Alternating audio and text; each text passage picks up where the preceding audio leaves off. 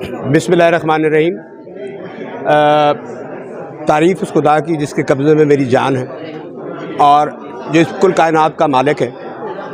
الحمدللہ اللہ کا کرم ہے کہ اس ملک میں انصاف اور قانون ہر جو غیر قانونی اور ماورا آئین چیز ہے اس کے سامنے سیسا پنائی ہوئی دیوار بن کے کھڑا ہے۔ میری زندگی کا یہ سفر جو میں نے 2 دنوں میں طے کیا ہے، میں اس کو بھی اپنی زندگی کا اثاثہ سمجھتا ہوں، اور اگر میرے ملک کے لیے، میری قوم کے لیے مجھے میری پولیٹیکل ایفیلیشن کی وجہ سے اس سفر سے گزرنا پڑا ہے تو میں اس کے لیے اپنے آپ کو خوش نصیب سمجھتا ہوں۔ اور اپنے ساتھ میرا جو کلیگ تھا علی مرتضیٰ، میں نے اس کو بھی یہی کہا کہ ہم مقدر والے ہیں کہ ہمیں اللہ تعالیٰ نے اس ملک کے لیے، اس قوم کے لیے، اپنے جمہور کے لیے اور اپنی پارلیمان کے لیے، اپنے عام آدمی کے لیے، اپنی ان بہنوں کے لیے، اپنے ان بچوں کے لیے، بزرگوں کے لیے جن کو پابند سلاسل کیا گیا ہے یا جو ناکردہ گناہ میں اندر ہیں، اور ایک عام آدمی کا دکھ درد جو جیل میں پڑا ہے، جس کا مقدمہ نہیں سنا جا رہا، کہ ہمیں خدا نے موقع دیا ہے کہ ہم اس زندگی کو خود محسوس کریں اپنے اوپر۔ اللہ تعالیٰ نے اپنے تمام، ہم تو ان کے پیروں کی خاک بھی نہیں ہیں، انبیاء ہو گئے، ولی ہو گئے، سب سے پہلے تکالیف سے ان کو گزارا اور پھر ہمیں یہ سبق دیا کہ دیکھو تمہاری تکلیف تو کچھ بھی نہیں ہے جو ان کو جس پروسیس سے گزارا گیا، اور ان کو بھی ہر کسی نے سوال کیا ان کی افیلیشن کی وجہ سے، لیکن ہم ان کے پیروں کی خاک بالکل نہیں ہیں۔ ہم گناہ گار انسان ہیں۔ اگر مجھے پی ٹی آئی کی افیلیشن کی وجہ سے اپنے پاکستان کے 12 کروڑ غیور عوام سے محبت کے لیے کچھ دیر جیل میں رہنا پڑا یا وہاں پر سردی میں رہنا پڑا، تو میں اس کو اپنا اثاثہ سمجھتا ہوں، اپنے خاندان کا اثاثہ سمجھتا ہوں۔ مجھے اس پہ فخر ہے اور مجھے اپنی وکلا برادری پہ فخر ہے، مجھے پوری پاکستانی قوم، اوورسیز پاکستانیوں پہ فخر ہے، مجھے ان تمام the people across the world who were praying for me, I have a message to give them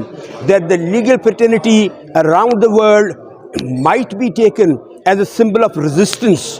but what I feel after resistance there is love and peace. We are a symbol of love and peace for across everybody, for across all the borders, and inshallah with the grace of Allah we stand together with our Palestinian brothers, we stand together with our Kashmiri brothers, we stand together against any atrocity anywhere in the world, and inshallah we'll have a peaceful Pakistan that will make this global village a place where everyone will feel pride to live in.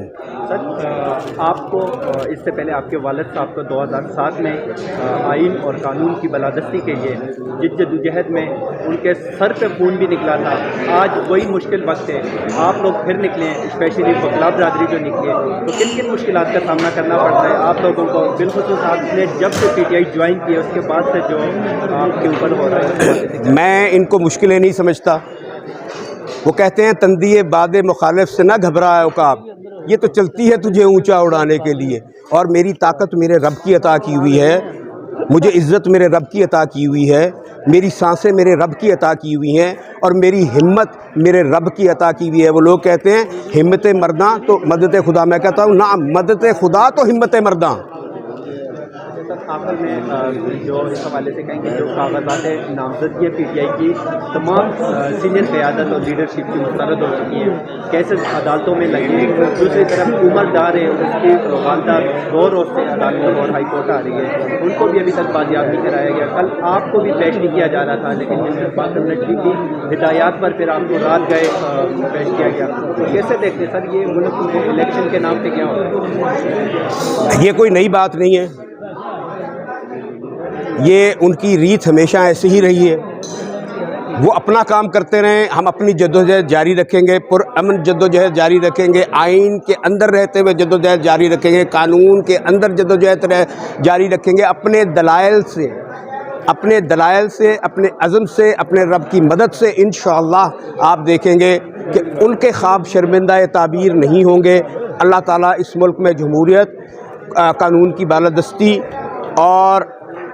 آئین کی راہ کو مضبوط کرے گا۔